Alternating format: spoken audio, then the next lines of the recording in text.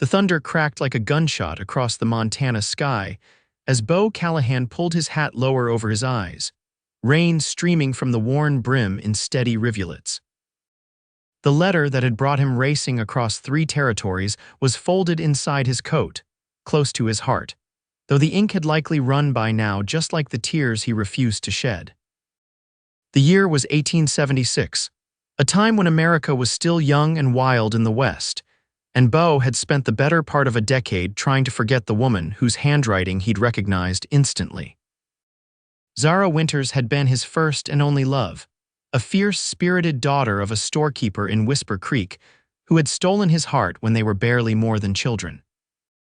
The news that she was now a widow, her husband of 6 years dead from consumption, had reached him in Wyoming where he'd been working as a ranch hand. "Easy now," Beau murmured to his horse, a sturdy palomino named Rusty who was struggling against the wind and rain.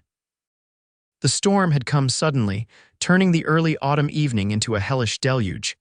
Lightning illuminated the rolling hills ahead, revealing for a moment the silhouette of Whisper Creek in the distance. Beau hadn't planned on returning, not after the way he'd left. Pride and foolishness had driven him away from Zara when her father had deemed him unworthy, a penniless cowboy with nothing to offer his daughter but hard times. Harold Winters had wanted better for Zara, and in the end, she had chosen security over love, or so Beau had convinced himself during the lonely nights on the trail.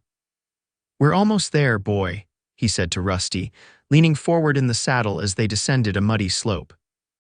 The rain was coming down so hard now that Beau could barely see, but he knew these hills. He'd hunted in them as a boy, courted Zara in the hidden meadows during summer twilights. This land was in his blood just as she was. The letter had come from Martha Jenkins, the town's postmistress and Zara's closest friend. It had been brief but urgent. Zara was alone, struggling to maintain the small ranch her husband had left her. Rustlers had taken half her cattle and the bank was threatening foreclosure. But it was the last line that had sent Beau racing through rain and thunder. "She still speaks your name in her sleep, Beau. She never stopped loving you." Now, as he approached the outskirts of Whisper Creek, doubt crept in with the rain. 8 years had passed. They were different people now. Zara had been married, had known another man's touch, had built a life without him. And Beau, he'd hardened in ways he never thought possible, taking work as a bounty hunter for a time, living by his wits and his gun. The first buildings of Whisper Creek emerged through the rain. The town had grown some, but the main street looked much the same: the general store where Harold Winters had once presided, the saloon where Beau had drowned his sorrows the night before he left town, the small church where Zara had married Thomas Reynolds while Beau was 200 miles away, trying to forget. He passed the cemetery on the edge of town, knowing that Thomas Reynolds now rested there. Beau felt no animosity toward the man. By all accounts, he had been decent, had treated Zara well. That knowledge had been both comfort and torment over the years. The widow Reynolds' ranch lay a mile beyond town. As Beau approached, he saw a light glowing in the window of the modest 2-story house. Smoke curled from the chimney despite the warm season of fire to ward off the dampness of the storm, no doubt. He dismounted in the yard, tying Rusty to a post beneath the overhang of the small barn. For a long moment, Beau stood in the rain, looking at the house. This was where Zara had lived as another man's wife. This was where she had laughed and cried and slept. This was where she now faced an uncertain future alone. His boots were heavy with mud as he climbed the 3 steps to the porch. Water dripped from his hat and coat as he raised his hand to knock. But before his knuckles could meet wood, the door swung open, and there she was. Zara Winters Reynolds stood in the doorway, a lantern in her hand, her blue eyes wide with shock. Her dark hair was pulled back in a simple knot, a few strands falling loose around her face. She was thinner than he remembered, with fine lines at the corners of her eyes that hadn't been there before. But she was still the most beautiful woman Beau had ever seen. "Beau," she whispered, her voice barely audible above the rain. "Beau Callahan." He removed his hat, holding it against his chest like a shield. "Hello, Zara." Her hand flew to her mouth, the lantern wavering dangerously in her grasp. "You came, you actually came. Martha wrote to me." Martha, confusion clouded her features. "But I didn't ask her to. She thought you needed help." Beau shifted uncomfortably, suddenly aware of how presumptuous his arrival might seem. I can go if you want, I just thought no. The word burst from her with surprising force. No, don't go, please. She stepped back, opening the door wider. Come in out of the rain. Beau hesitated, then stepped across the threshold. The warmth of the house enveloped him immediately, along with the scent of something cooking stew, perhaps. The main room was simply furnished but clean, with a fire crackling in the stone hearth. Let me take your coat, Zara said, setting the lantern on a small table. Her hands trembled slightly as she helped him out of the sodden garment. You're soaked through, you must be freezing. I've been through worse, Beau said, though he couldn't remember when. The storm outside wasn't half as tumultuous as the storm within him now that he was standing before her, close enough to touch. Zara hung his coat near the fire, then turned to face him. They stood in awkward silence, 8 years of separation stretching between them like a vast canyon. You look well, she finally said. You look beautiful, he replied, the words escaping before he could stop them. A blush rose to her cheeks, and for a moment she looked exactly like the girl he had left behind. I'll make some coffee, she said, moving toward the small kitchen area. You should sit by the fire and warm up. Beau nodded, moving to the hearth. As he held his hands out to the flames, he glanced around the room, noticing the small touches that made it a home: a quilt draped over the back of a chair, books stacked on a side table, a vase of wildflowers that must have been picked before the storm hit. Your place looks nice, he said, trying to fill the silence. It's modest, but it suited us. Zara kept her back to him as she worked at the stove. Thomas wasn't one for extravagance. I was sorry to hear about his passing, she nodded, still not looking at him. It was quick at least. Not like some cases of consumption that linger for years. You were happy with him? The question slipped out unbidden, and Beau immediately regretted it. I'm sorry, that's none of my business. Zara turned then, her eyes meeting his. We had a good marriage. Thomas was a kind man, he knew. She paused, taking a deep breath. He knew I'd loved another before him. The simple past tense had loved struck Beau like a physical blow. Whatever Martha Jenkins had written in that letter, perhaps she had been wrong. Perhaps Zara had moved on completely, and his presence here was nothing but an unwelcome reminder of the past. Martha said you were having trouble with the ranch, he said, changing the subject. Rustlers? Zara nodded, pouring the coffee into 2 cups. They took 12 head last month. Not much by some standards, but for me, she shrugged, bringing him a cup. The bank isn't interested in my hardships. They want their money. How much time do you have? 2 months, then they'll foreclose. She sat in a chair opposite him, cradling her own cup. I've been trying to sell what I can, but prices are down, and everyone knows I'm desperate. Beau frowned. You've been dealing with this alone. I have friends in town. Martha's been a godsend, and old Jim Barton comes by to help with the heavy work when he can. She offered a small smile. I'm not completely helpless, Beau. I never was. I know that. He took a sip of coffee, welcoming the burning heat. You were always the strongest person I knew. Outside, the storm continued to rage, rain lashing against the windows. Inside, another kind of storm was brewing as they sat across from each other, the weight of their shared past pressing down on them. Why did you come, Beau? Zara finally asked, her voice soft. After all this time. He could have given her the simple answer that Martha had written, that she needed help, but as he looked into her eyes, Beau knew he owed her the truth. Because I never stopped loving you, he said, not for a single day in 8 years. Zara's cup clattered against its saucer as her hands began to tremble again. You left, she whispered. You left without saying goodbye. Your father made it clear I wasn't welcome, and you both swallowed hard. You agreed to marry Thomas barely 3 months later. What was I supposed to think?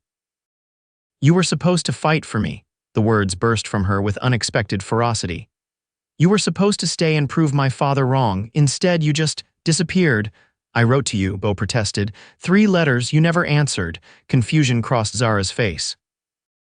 I never received any letters. They stared at each other as the implication sank in. Harold Winters had been known for his protective nature and his determination to see his daughter properly settled. Your father, Beau said slowly. He must have intercepted them. And you never thought to come back and ask me why I hadn't responded. You just assumed I didn't care. The accusation stung because it was true. Pride had kept Beau away as much as hurt. I was young and stupid, he admitted, and wounded. When I heard you were marrying Thomas, I married Thomas because I thought you had abandoned me, Zara interrupted, tears welling in her eyes. Because my father convinced me you'd found someone else, that you'd just been toying with me, and because Thomas was kind and steady and here. A heavy silence fell between them, broken only by the crackling of the fire and the howling of the wind outside. 8 years of misunderstanding, of lives diverted from their intended course by pride and manipulation. I'm sorry, Beau finally said. I should have come back. I should have talked to you face to face.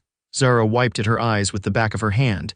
It doesn't matter now, it was a lifetime ago, but it did matter. It mattered terribly and they both knew it. I'll help you with the ranch, Beau said, setting down his cup. I'll stay as long as you need me. We can get those rustlers, bring your herd back up to size. I've got some savings that can help with the bank. I can't ask that of you. You didn't ask, I'm offering. He leaned forward. Let me do this, Zara, let me help you. She studied his face for a long moment, then nodded slowly. All right, but I'll pay you back every cent. We can discuss terms later. Beau glanced toward the window where rain continued to pour. For tonight, if you've got a barn where I can bed down, don't be ridiculous, Zara interrupted.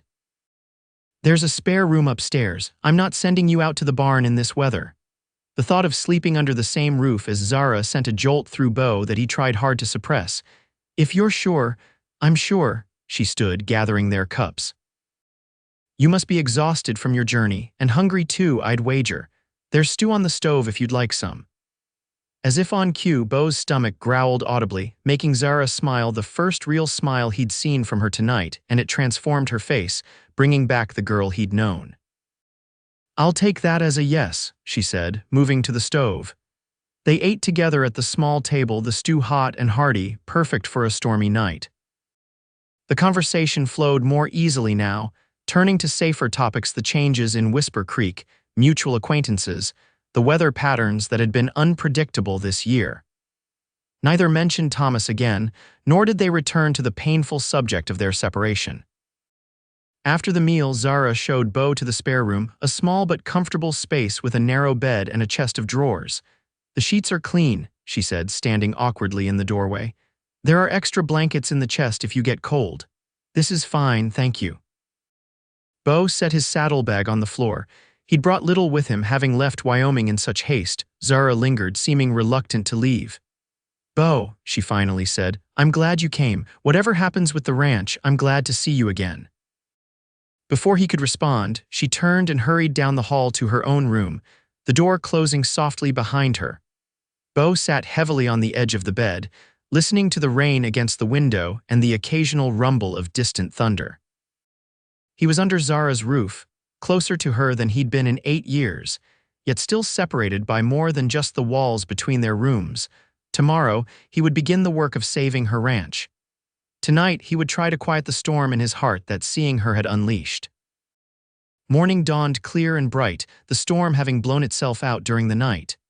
Beau rose early, habit ingrained from years of ranch work. He found Zara already in the kitchen, her hair loose around her shoulders as she prepared breakfast. Good morning, he said, pausing in the doorway, struck again by her beauty in the golden morning light. She turned, pushing a strand of hair behind her ear. Good morning, did you sleep well? Better than I have in a while, he admitted. It was true, despite the emotional turmoil of their reunion, there had been something peaceful about being near her again. I thought we could ride out after breakfast, Zara said, setting a plate of biscuits on the table.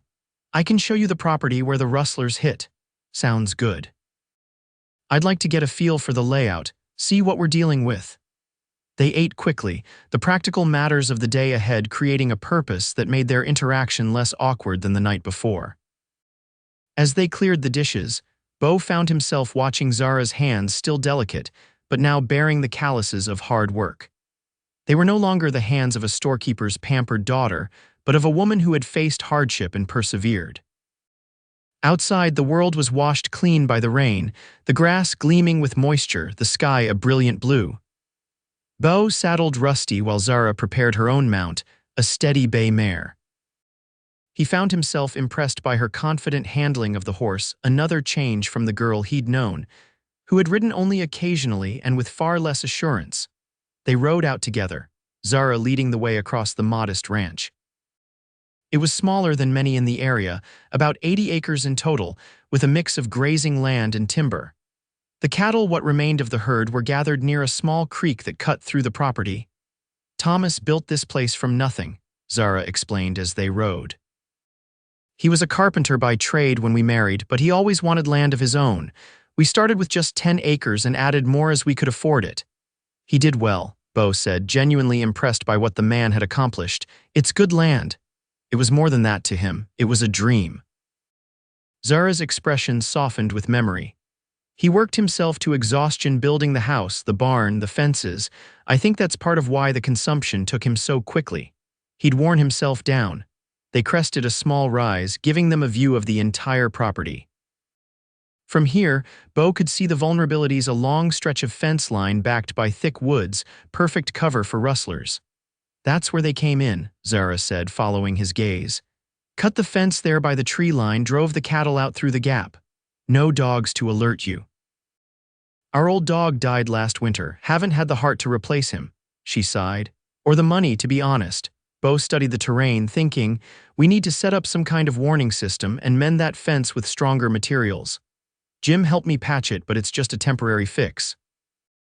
We'll do better. Beau turned to her. Do you have any idea who the rustlers might be? Zara hesitated. I have suspicions. There's a new outfit north of here, run by a man named Wade Blackwood. He moved in about a year ago, bought the old Peterson place. Since then, several small ranchers have reported missing cattle. Blackwood. The name stirred something in Beau's memory. I think I've heard of him. Bad reputation in Wyoming territory. He wants my land, Zara said bluntly. Made an offer right after Thomas died for half what it's worth. When I refused, he said I'd regret it. Her jaw tightened. A month later, my cattle started disappearing. Anger flared in Beau's chest. Sounds like our rustler, maybe, but proving it is another matter. Sheriff Daniels is new, young. He's reluctant to move against Blackwood without solid evidence. Then we'll get him evidence. Beau's hand moved unconsciously to the gun at his hip. Or I'll pay Mr. Blackwood a visit myself. No, Zara's voice was sharp. I won't have you risking yourself. Thomas died trying to protect this place. I won't lose anyone else to it. The words hung in the air between them. I won't lose anyone else. I won't lose you. We'll do this right, Beau assured her, softening his tone. No unnecessary risks. But I won't stand by while this man steals from you and threatens your livelihood. They continued their tour of the property, Beau making mental notes of work that needed doing: fences to mend, a sagging corner of the barn roof, a windmill that needed repair. The ranch was fundamentally sound, but suffering from the neglect that came when one person tried to do the work of two. By midday, they had returned to the house. Beau immediately set to work on the most urgent repairs, starting with the broken fence section. Zara worked alongside him, holding posts steady as he drove them into the ground, handing him tools when needed. They fell into a rhythm together, their bodies remembering old patterns of cooperation. As the sun began to set, they returned to the house, tired but satisfied with the day's progress. Over another simple but hearty meal, they discussed plans for the coming days, hiring a couple of local men to help with the larger projects, setting up night watches to catch the rustlers if they returned. I can talk to Jim Barton tomorrow, Zara said. He has 2 sons who could use the work. Good boys, trustworthy.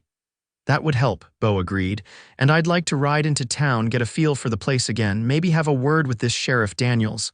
I'll go with you, I need supplies anyway, she hesitated. People will talk, about you staying here. Beau met her gaze steadily. Does that bother you? No, she said after a moment, but I thought it might bother you. I stopped caring what people think a long time ago, he smiled slightly. Besides, nothing improper is happening, I'm just helping a neighbor in need. Is that what we are now, neighbors? There was something in her voice, of vulnerability perhaps, or a challenge. We're whatever you want us to be, Zara. Beau's voice was low, serious. I came here to help you save your ranch, nothing more is expected. She looked down at her plate. And when the ranch is safe, what then? Then I'll go if that's what you want. The words cost him more than he cared to admit. Zara was silent for a long moment. 8 years is a long time, Beau. We're different people now. Yes, we are, he couldn't deny it. They had both been shaped by their experiences, by love and loss and the simple passage of time. But some things don't change. She looked up at him then, a question in her eyes. The way I feel about you, he clarified, that never changed. Color rose in her cheeks and she stood abruptly, gathering their plates. It's getting late. We should both get some rest if we're riding to town tomorrow. Beau let her retreat, understanding her need for space. Whatever might develop between them now would take time to rebuild trust, to learn each other again, to heal old wounds. He was prepared to be patient. After 8 years of absence, what were a few more weeks or months? But as he lay in bed that night, listening to the soft sounds of the house settling around him, knowing Zara was just down the hall, patience seemed a much harder virtue to maintain. The next morning, they rode into Whisper Creek together. The town was busier than Beau remembered, with new buildings along the main street and more activity overall. The railroad had come through about 20 miles south, Zara explained, bringing new trade and opportunities to the region. They split up to accomplish their separate errands, Zara to the general store for supplies, Beau to the sheriff's office. He found Sheriff Daniels to be exactly as Zara had described, young, earnest, and clearly overwhelmed by his responsibilities. Wade Blackwood's got half the county in his pocket, Daniels explained, twisting his hat in his hands as they talked in his small office. Without clear evidence, my hands are tied. What about the fence cutting? Beau asked. That's a crime in itself. Could have been done by anyone. Drifters, maybe, the sheriff shook his head. Look, Mr. Callahan, I understand your concern for Mrs. Reynolds. She's a fine woman and what's happening to her isn't right, but I need more than suspicions to move against a man like Blackwood. Then help me get that evidence, Beau pressed. Work with us, not against us. Daniels considered this, then nodded slowly. All right, if you catch someone in the act on Mrs. Reynolds' property, I'll back you up. But don't go looking for trouble on Blackwood's land. That's asking for more than I can handle. It wasn't the full-throated support Beau had hoped for, but it was better than nothing. He left the sheriff's office and headed to the saloon, hoping to pick up any gossip about Blackwood and his operation. The Red Dog Saloon was much as he remembered it, smoky, loud, and populated by a mix of cowboys, townspeople, and the occasional drifter. Beau ordered a whiskey and found a quiet corner table where he could observe the room. He hadn't been there 10 minutes when a large shadow fell across his table. Looking up, he found himself facing a mountain of a man with a thick beard and cold eyes. "You're sitting at my table, stranger," the man growled. Beau took a slow sip of his whiskey. "Don't see your name on it." The big man's face darkened. "Maybe you need a lesson in local customs. Maybe you need to find another table." Beau didn't rise, didn't reach for his gun, but something in his steady gaze made the larger man hesitate. "You must be new around here," the bearded man said, his tone slightly less aggressive. "I'm Bart Wilson. I work for Wade Blackwood at the Double B." Now Beau understood. This was no random confrontation. Blackwood's men were already aware of his presence in town. News traveled fast in small communities. "Beau Callahan," he replied calmly, "and I'm not new, just returned after a long absence." Wilson's eyes narrowed. "Callahan. The one who's staying out at the Reynolds place," so they were watching Zara's ranch. The knowledge sent a chill down Beau's spine, followed by a surge of protective anger. "That's right," he said, meeting Wilson's gaze steadily. "I'm helping Mrs. Reynolds with her property." Wilson snorted. "Waste of time. That little spread won't last the winter. Smart woman would sell while she can still get a decent price." "Mrs. Reynolds isn't selling," Beau's voice hardened, "and her ranch will do just fine. We'll see about that." Wilson leaned down, his breath hot and whiskey sour. "Mr. Blackwood gets what he wants, one way or another. You'd be wise to remember that, Callahan. And you'd be wise to stay off Mrs. Reynolds' property," Beau replied, his hand now resting openly on his gun. "Unless you want to discover how unwelcome rustlers are in these parts." For a tense moment, it seemed Wilson might escalate the confrontation. Then he straightened, a nasty smile spreading beneath his beard. "Enjoy your drink, Callahan. Might be your last peaceful one for a while." As Wilson retreated to the bar, Beau finished his whiskey in a single swallow, his mind racing. The threat had been clear. Blackwood knew about him and wasn't pleased with his presence. The danger to Zara's ranch had just increased significantly. He found her at the general store, finishing her purchases. One look at his face told her something had happened. "What is it?" she asked as they loaded her supplies into saddlebags outside the store. Beau briefly recounted his encounter with Wilson. "They're watching your place, Zara. And they know I'm there now." She paled slightly but squared her shoulders. "Does that change anything? It means we need to be even more vigilant." He helped her mount her horse. "And it means we're right about Blackwood being behind the rustling." As they rode out of town, Beau noticed a rider leaving the saloon, heading north toward Blackwood's ranch. He'd bet good money it was Wilson, going to report their conversation. "We should expect trouble soon," he told Zara as they rode. "Blackwood won't like the idea of someone standing in his way." "I've been expecting trouble since Thomas died," she replied grimly. "At least now I'm not facing it alone." The simple admission touched Beau deeply. For all her strength and independence, Zara had been carrying a heavy burden by herself. If nothing else came of his return, at least he could share that weight with her for a time. They rode in companionable silence for a while, each lost in thought. As they approached Zara's property, Beau noticed fresh hoofprints crossing their path, multiple horses heading toward the ranch. "Someone's been here," he said, drawing his horse to a halt and pointing out the tracks. "Recently, within the hour, I'd say," Zara frowned. "Could be Jim Barton and his boys. I asked Martha to get word to them that we needed help." "Maybe." But Beau's instincts were screaming a warning. "Let's approach carefully just in case." They took a roundabout way to the house, coming in from the west rather than following the main trail. As they crested the final rise that would give them a view of the property, Beau held up a hand, signaling Zara to stop. Smoke was rising from behind the house, too much smoke for a simple chimney fire. "Stay here," he ordered, drawing his gun. "No." Zara's face was set with determination. "It's my home, Beau. I'm coming with you." He wanted to argue but recognized the futility. This was the new Zara, tempered by hardship, unafraid to face danger head-on. With a nod, he led the way down the slope, keeping to the cover of trees where possible. As they drew closer, the extent of the damage became clear. The barn was burning, flames leaping high into the afternoon sky.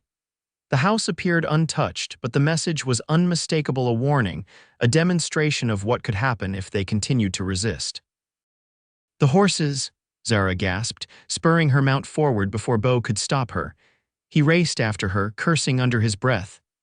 The barn housed not only hay and tools but 3 additional horses, valuable assets that Zara couldn't afford to lose.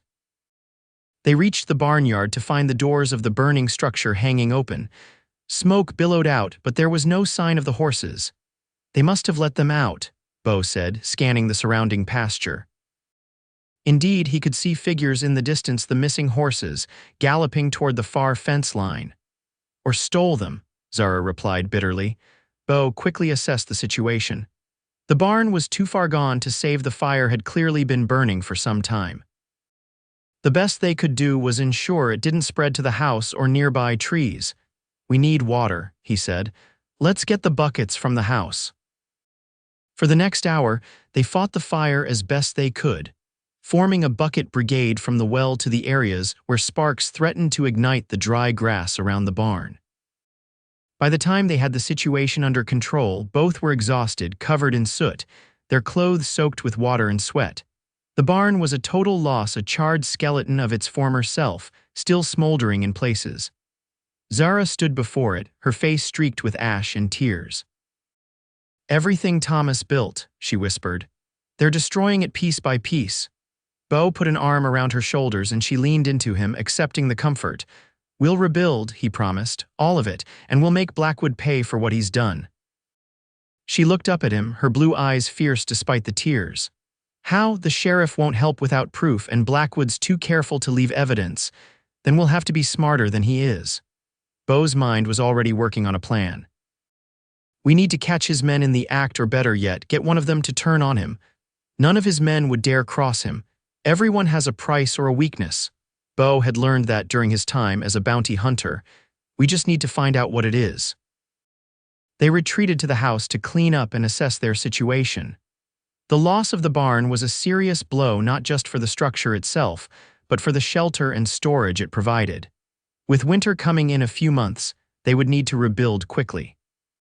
As Zara prepared a simple dinner, Beau sat at the table, making lists of materials they would need and calculating costs. The figures were discouraging. Even with his savings, they would be stretched thin to rebuild the barn and still have enough to make the bank payment. "We need those horses back," he said as Zara set a plate before him. "That would help. If Blackwood took them, they'll be on his property by now," she pointed out. "Probably with his brand already burned over mine, maybe not. He might keep them separate for a while in case anyone comes looking." Beau tapped his fingers on the table thoughtfully. "I need to find out the layout of his ranch where he might keep stolen stock. Beau, you can't just ride onto Blackwood's property and start searching. That's a good way to get shot. I'm not planning to announce myself." He met her concerned gaze. "I've done this kind of work before, Zara. During the years after I left, I wasn't always on the right side of the law." She studied him for a long moment. "You've changed." "We both have." He reached across the table, covering her hand with his. "But some changes are necessary to survive in this world." Zara turned her hand over, her fingers intertwining with his. It was the first time they had touched so deliberately since his return, and the contact sent warmth spreading through Beau's chest. "Just be careful," she said softly. "I couldn't bear to lose you again." The admission hung in the air between them, pregnant with meaning. Before Beau could respond, a knock sounded at the door. They both tensed, Beau's hand going to his gun as he rose. "Stay here," he said, moving cautiously to the door. "Who's there?" he called, positioning himself to the side of the door frame. "Jim Barton," came the reply, "and my boys." "Martha said you needed help, Zara." Beau glanced at Zara, who nodded in recognition of the voice. He opened the door to reveal an older man with weathered features, flanked by two younger men who bore a strong resemblance to him. "Mr. Barton," Zara said, coming forward. "Thank you for coming. Though I'm afraid you've arrived at a difficult moment."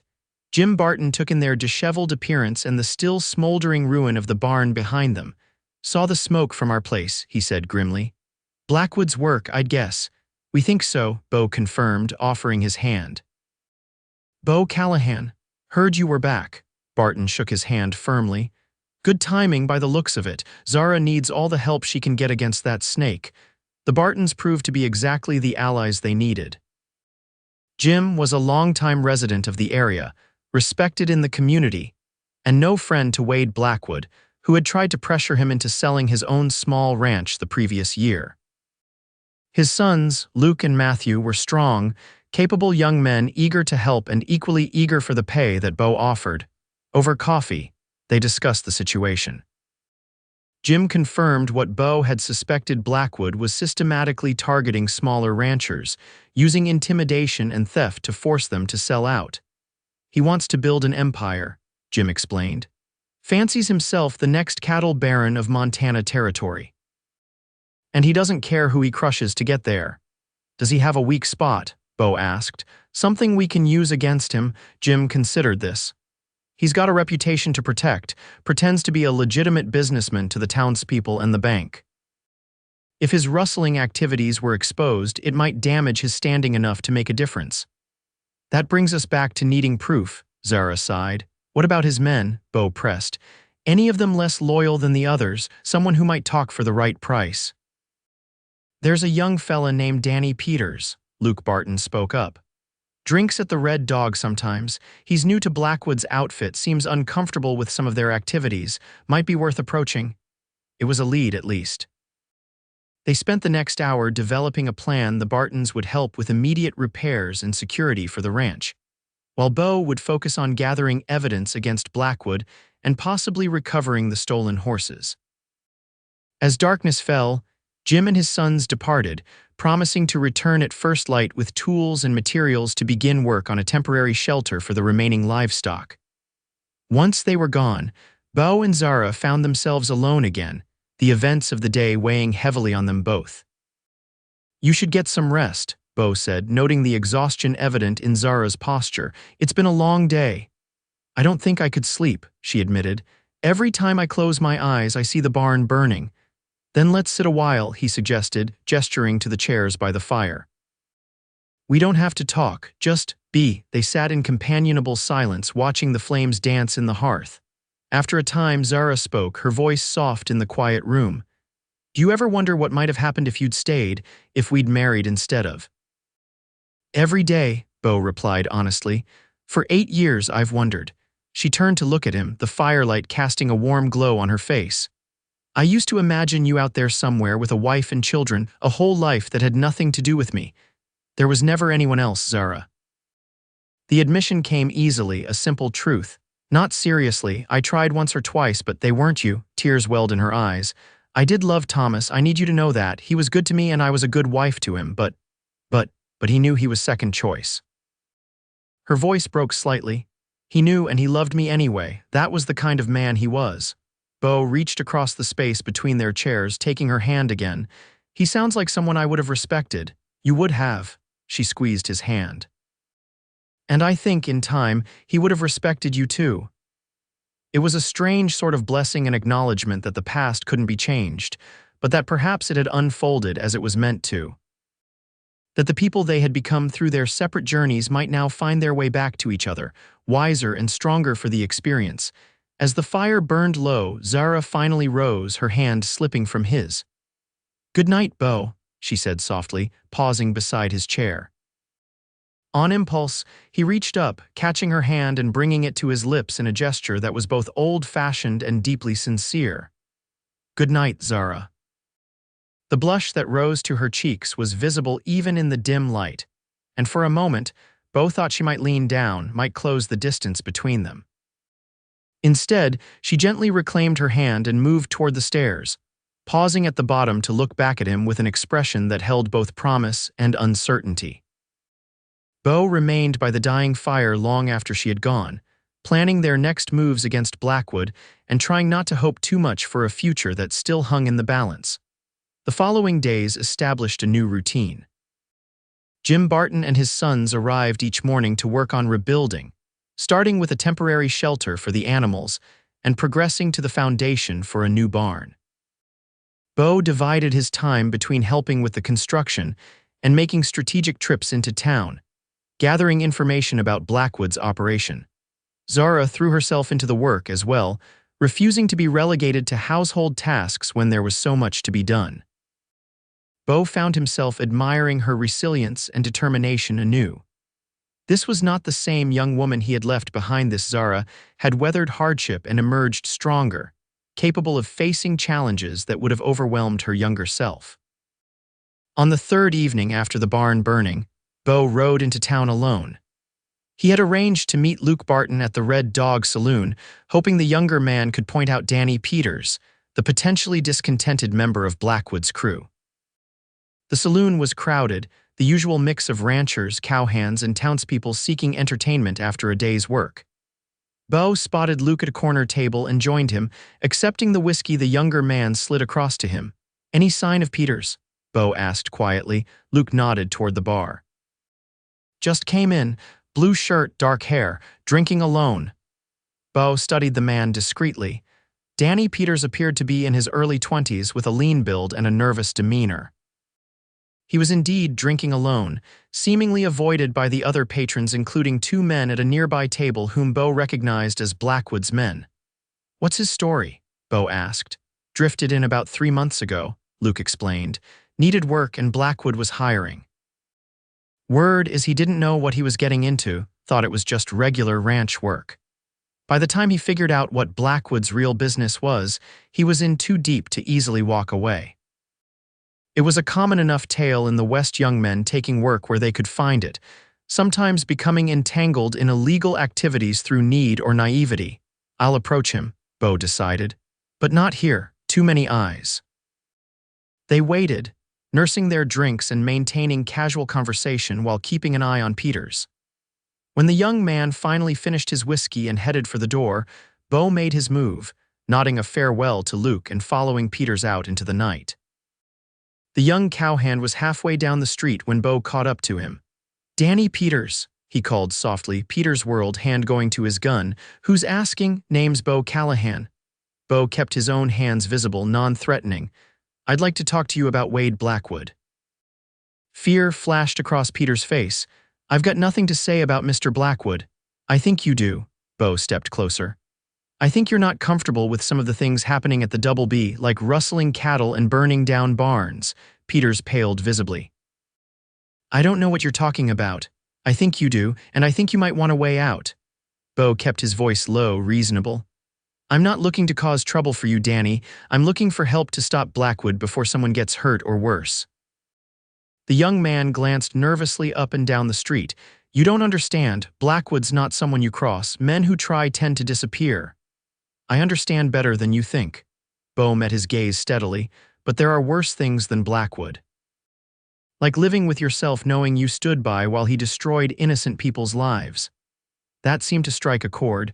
Peters hesitated, conflict clear on his young face. "Just think about it," Beau pressed.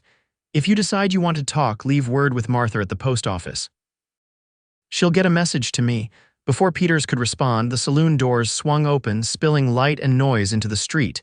Peters stepped back quickly. "I've got to go," he muttered. "They can't see me talking to you." As the young man hurried away, Beau wondered if he'd made any progress or simply put Peters in a more dangerous position. Only time would tell. He returned to the ranch later that night to find Zara waiting up for him, a lamp burning low in the window. The sight stirred something deep within him, the simple domesticity of it, the knowledge that someone cared whether he returned safely. "Any luck?" she asked as he hung his hat by the door. "Maybe." He recounted his brief conversation with Danny Peters.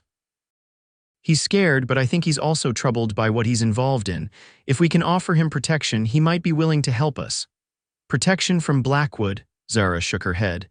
"That's a tall order, Beau. The sheriff would have to step up if we had a witness willing to testify." Beau accepted the coffee she offered him. And once Blackwood is facing charges, his grip on the county would weaken.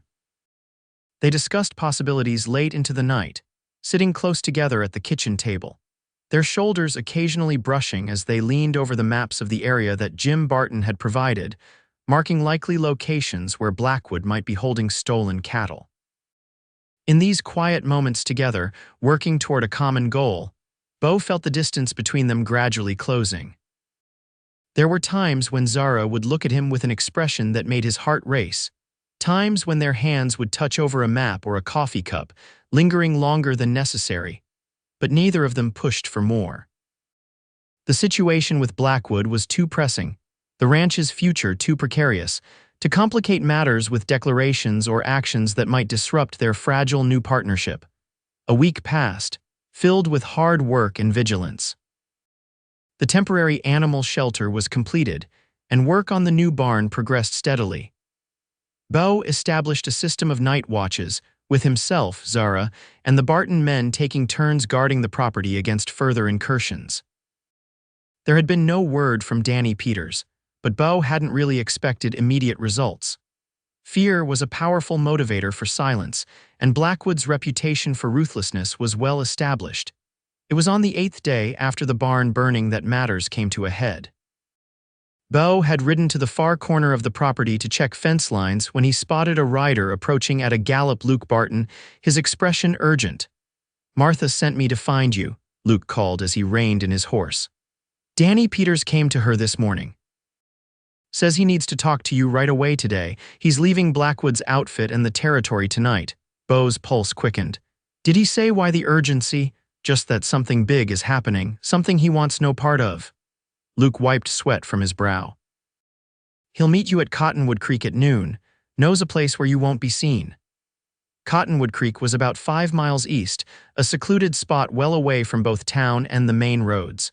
A good choice for a clandestine meeting, but also potentially a perfect location for an ambush.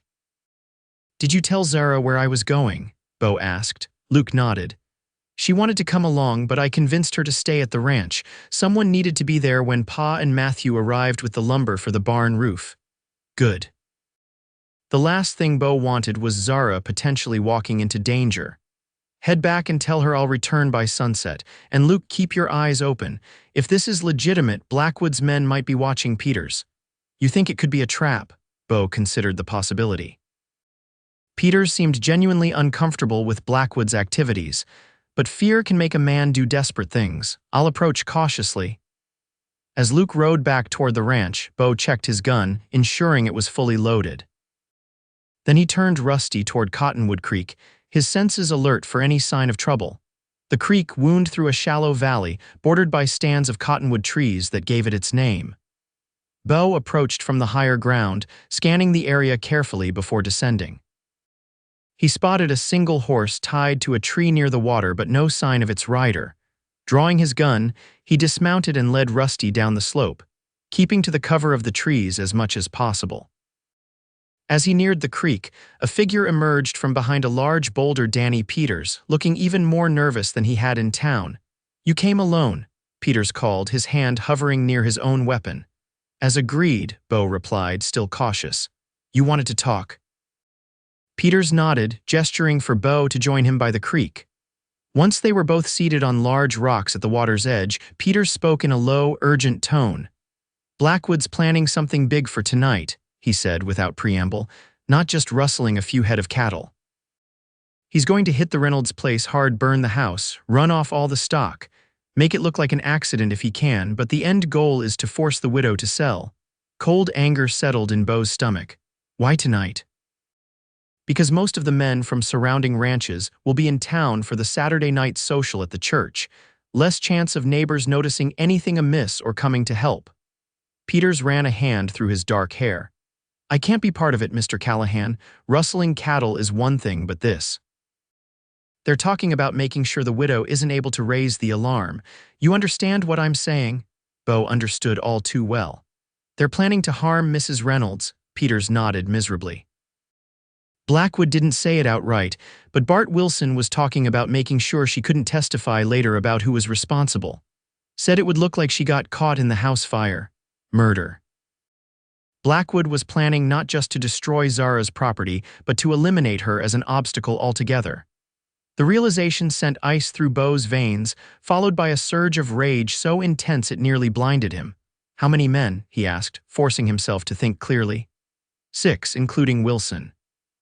They're meeting at the northern line of the Reynolds property at dusk." Peters looked at Beau imploringly. "I'm leaving the territory tonight, Mr. Callahan. I've got a cousin in Oregon who can get me work. I can't testify against Blackwood. He'd find me no matter where I went. But I couldn't just let this happen without warning you." Beau studied the young man, seeing genuine remorse in his eyes. "You're doing the right thing, Danny, and I won't forget it. Just get Mrs. Reynolds somewhere safe," Peters urged. "Let Blackwood have the land if that's what it takes." "It's not worth dying for." But Beau knew Zara wouldn't see it that way. The ranch was more than property to her. It was Thomas's legacy, the future she had built with her own sweat and determination.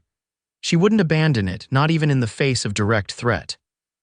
Which meant they would have to prepare for a fight. "Thank you for the warning," Beau said, rising. "You should get moving if you want to be well away by nightfall." Peters stood as well, relief evident in his posture. "You won't mention me. As far as I'm concerned, I never saw you." Beau offered his hand, which Peters shook gratefully. "Good luck in Oregon." As Peters mounted his horse and rode away, Beau quickly formulated a plan. He needed to get back to the ranch, warn Zara and the Bartons, and prepare a reception for Blackwood's men that they wouldn't expect. And he needed to get word to Sheriff Daniels. Trap or no trap, the lawman would have to act if he knew a woman's life was in danger.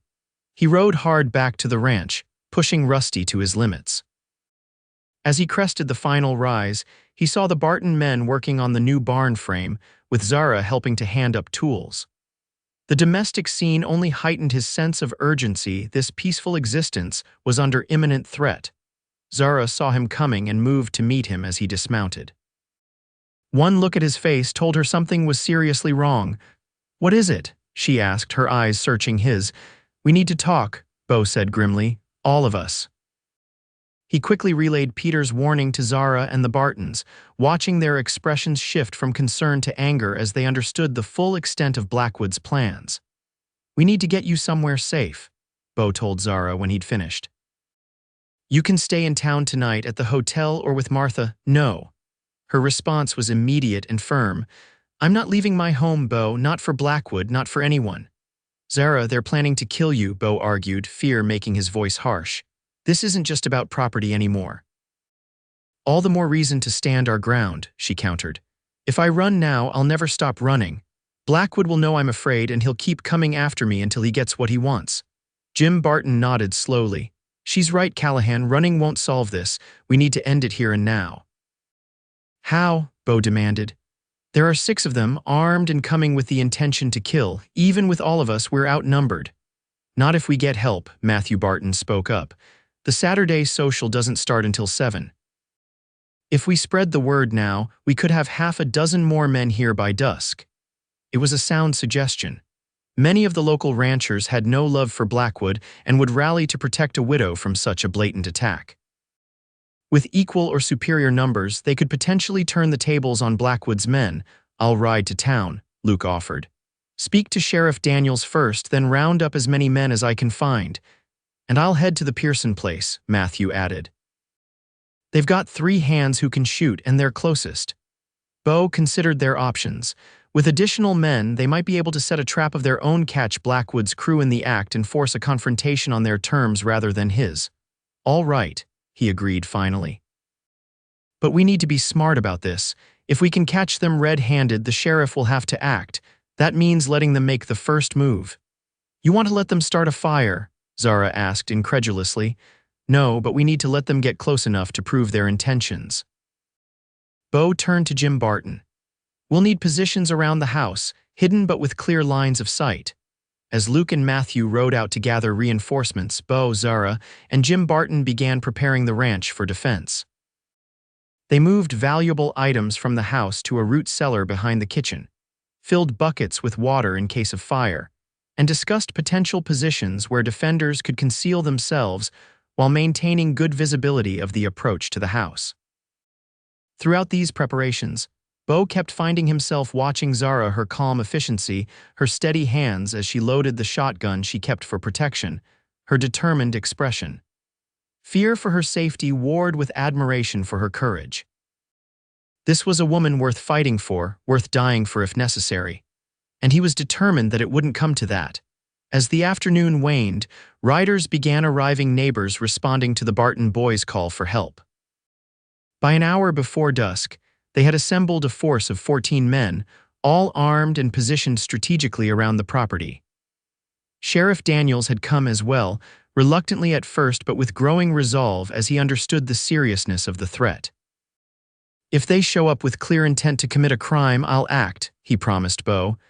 But I need more than just your word, Callahan. I need to see it with my own eyes. You will, Beau assured him. Just make sure your deputies are ready to back us up. As darkness approached, a tense silence fell over the ranch. Beau had insisted that Zara remain inside the house, away from potential gunfire. She had agreed only after extracting a promise that he would be careful. I've lost too much already, she'd said, her hand on his arm.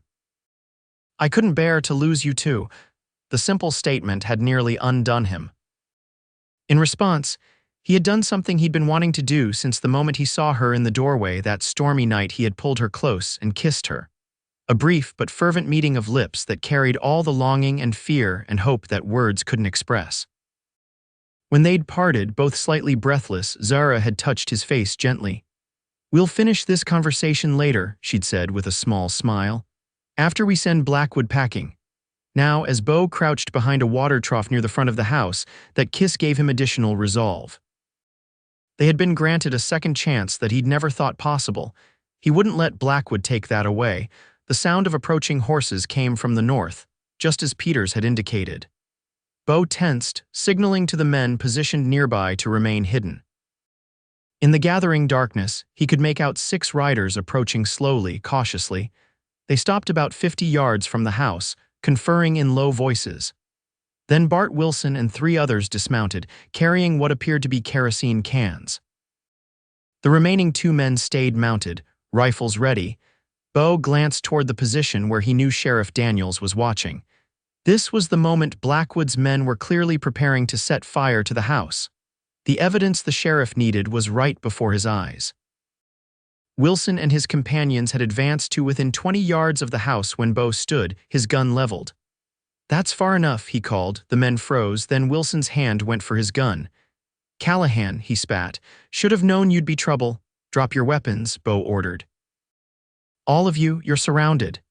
As if on cue, the other defenders rose from their positions, guns trained on Wilson and his men. Sheriff Daniels stepped forward, his badge gleaming in the last light of day. You're under arrest, Wilson, he announced. You and your men. for attempted arson and conspiracy to commit murder. For a moment, it seemed Wilson might resist.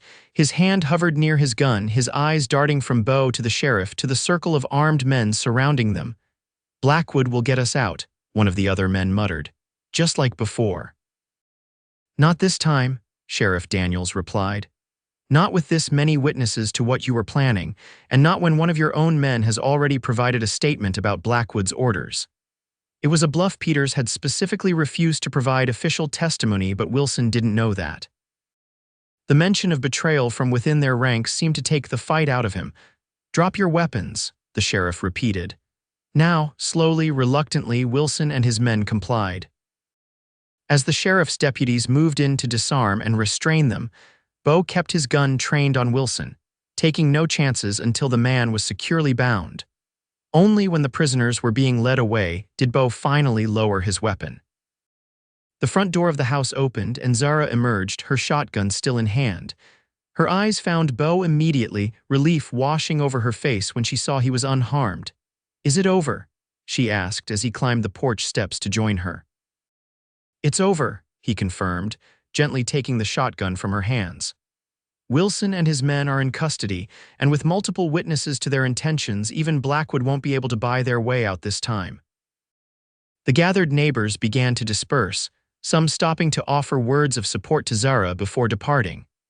Jim Barton and his sons were the last to leave, promising to return in the morning to continue work on the barn. As silence fell over the ranch once more, Beau and Zara found themselves alone on the porch, the stars emerging one by one in the darkening sky. "What happens now?" Zara asked softly. "With Blackwood, I mean." "The sheriff will have to move against him," Beau replied. "Wilson will talk eventually, trying to save himself, and once Blackwood's operation is exposed, his influence in the county will crumble, and the ranch is safe." She smiled, a genuine smile that reached her eyes. "Thanks to you." "Thanks to all of us," Beau corrected. "You most of all. Your courage in standing your ground made this possible." Zara stepped closer to him, close enough that he could feel the warmth of her body in the cooling evening air. "And what about us, Beau? What happens now with us?" It was the question that had hovered between them since his return, through all the danger and work and gradual rebuilding of trust.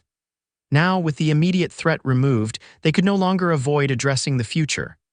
"That depends on what you want," Beau said, his voice low and earnest. "I came here to help you save your ranch, and that's done. If you want me to go now, I will. And if I want you to stay," her blue eyes held his, vulnerable yet determined, "then I'll stay," he said simply, "for as long as you'll have me." "What about forever?" The question was barely above a whisper, but in the quiet night it seemed to echo between them. Is forever too long to ask? Beau's heart swelled with a joy so intense it was almost painful. "Forever sounds about right," he said, drawing her into his arms. "I lost you once, Zara. I'm not fool enough to let that happen again." Her hands came up to frame his face as she rose on tiptoe to meet his lips with hers. This kiss was different from their earlier one, not rushed by fear or uncertainty, but slow and deep and full of promise. It was a sealing of their reunion, an affirmation that the path that had separated them had finally led them back to where they belonged. When they finally parted, Zara rested her head against his chest, her arms around his waist. "I never thought this would be possible," she murmured. "After Thomas died, I thought I would be alone for the rest of my life. I never imagined you would come riding through that storm." "I'll ride through any storm for you," Beau promised, pressing a kiss to the top of her head. "From now until the end of my days." They stood together on the porch of the home that would now be theirs, watching as the last light faded from the western sky and the first stars of evening appeared. The road ahead would not be easy. There was still a ranch to rebuild, a new barn to finish, legal matters to settle with Blackwood and the bank. But they would face it all together, stronger for the years and trials that had shaped them into the people they now were. And as Beau led Zara inside, closing the door on the night, he knew with absolute certainty that he had finally found his way home. 2 months later, on a crisp October morning, Beau stood beside Jim Barton on the porch of the newly completed barn. The structure was larger and sturdier than the one Blackwood's men had burned, built with the help of neighbors and friends who had rallied around Zara in her time of need. "Fine work," Jim said, admiring the solid beams and tight construction. Should last a lifetime. That's the plan, Beau replied with satisfaction. Much had changed in the 2 months since the confrontation with Wilson and his men. Blackwood had been arrested after 3 of his hired hands, including Wilson, had testified against him in exchange for lighter sentences. The rustling operation had been exposed, and several ranchers had recovered stolen cattle, including 2 of Zara's missing horses, found on Blackwood's property with their brands barely altered. The bank had been surprisingly accommodating once Blackwood's influence was removed. The loan had been restructured, giving them more time to rebuild the ranch's profitability. And with the fall cattle prices stronger than expected, they had managed to make the first payment with money to spare. But the most significant change had been in Beau and Zara's relationship. After that night on the porch, they had moved forward carefully, mindful of the years of separation and the need to relearn each other. Beau had continued to sleep in the spare room, despite his desire to be closer to Zara. They were taking their time, rebuilding a foundation that would last. "When's the wedding?" Jim asked, breaking into Beau's thoughts. Beau smiled. Word had spread quickly after he had proposed properly on a Sunday afternoon picnic by the creek where they had courted as young people. 2 weeks from Saturday, he replied. Small ceremony at the church, then a celebration here. Martha's been talking about nothing else, Jim chuckled. Says it's the most romantic thing she's ever heard of, you riding through that storm to find your first love waiting. Martha's a romantic, Beau said with a shake of his head. The postmistress had finally admitted her role in bringing him back to Whisper Creek, confessing that she had taken it upon herself to write to him after seeing Zara struggle alone following Thomas's death. She may be a romantic, but she was right, Jim pointed out. You two belong together. Always did, from what I hear. Beau couldn't argue with that. Every day with Zara confirmed what his heart had known all along, that she was the only woman for him, that the years apart had been a necessary journey to bring them to where they were now.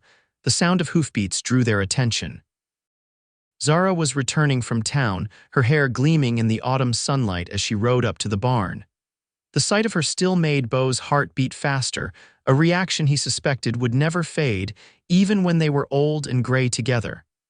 Admiring your handiwork. She called as she dismounted, her smile bright. Admiring the view, Beau replied, moving to help her with the packages she'd brought from town. Jim cleared his throat. Think I'll head on home. Martha's expecting me for dinner. With a knowing smile and a tip of his hat, he departed, leaving Beau and Zara alone. I picked up the material for my wedding dress, Zara said, showing him a package wrapped in brown paper. Martha and I are starting on it tomorrow. I can't wait to see it, Beau said, placing a gentle kiss on her lips. Though I can't imagine you being more beautiful than you already are, she blushed, still sometimes taken aback by his open admiration. Flatterer, you just want to make sure I don't change my mind before the ceremony. Is that a possibility? He teased, knowing the answer. Zara pretended to consider the question. Well, there was that handsome drummer who came through town last week. He did offer to take me to San Francisco. Beau growled playfully, pulling her into his arms. Not a chance, Mrs. Almost Callahan, you're spoken for. Her laughter was the sweetest sound he knew, all the more precious for the years he had lived without hearing it. I suppose I am, she agreed, her eyes soft with love, and I wouldn't have it any other way. They walked toward the house together, his arm around her waist, her head leaning slightly against his shoulder. The autumn sun cast long shadows across the land that was now truly theirs together. In 2 weeks, they would stand before God and their friends and formalize what their hearts had known since that stormy night when Beau had found Zara waiting at her door. The road that had separated them had been long and often painful, filled with misunderstandings and missed opportunities. But it had led them back to each other, older and wiser, ready to build a life together on the foundation of a love that had never truly died. And as Beau looked at the woman beside him, his first and only love, soon to be his wife, he knew with absolute certainty that he would ride through any storm, face any danger, overcome any obstacle to keep her safe and make her happy. For the rest of their days, through whatever challenges life might bring, they would face them together, their love a shelter stronger than any storm. 10 years later, Beau Callahan stood on the porch of the ranch house, watching as the sunset painted the Montana sky in shades of gold and crimson. A decade had passed since that stormy night when he had returned to Whisper Creek and found Zara waiting at her door, a decade filled with hard work, joy, and the kind of deep contentment he had once thought beyond his reach. The ranch had prospered under their joint care.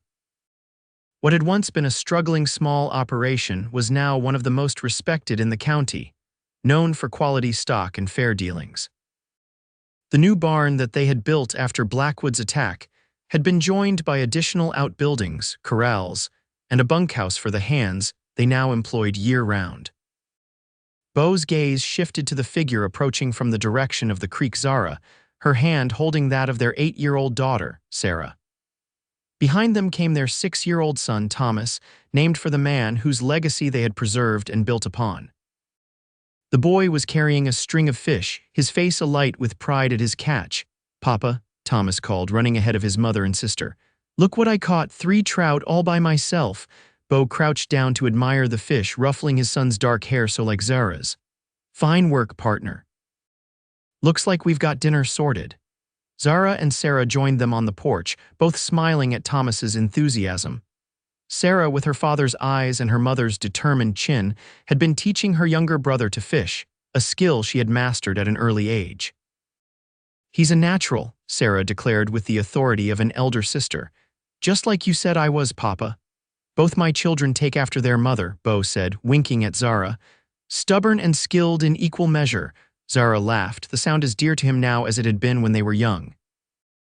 "If they're stubborn, it's certainly not from my side of the family," she teased, her eyes twinkling. "I seem to recall a certain cowboy who rode through a thunderstorm rather than wait for morning." "Best decision I ever made," Beau replied, reaching out to draw her to his side.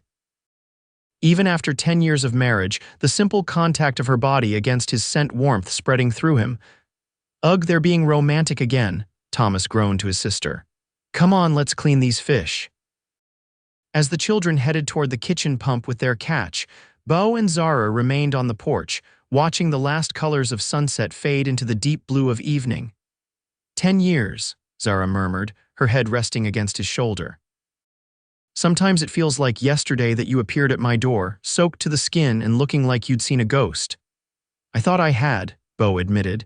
"A ghost of everything I'd lost and never thought to find again." She tilted her face up to his. "And now I know better." He brushed a strand of hair from her face, noting the few silver threads that had begun to appear among the dark. To him, they only made her more beautiful. "Now I know that some things are meant to be, no matter how many detours the path takes." Their life together hadn't been without challenges. There had been difficult years when drought or disease threatened the herd, when crops failed or markets crashed. There had been the loss of Jim Barton to a sudden heart attack 5 winters ago, a blow that had affected them both deeply.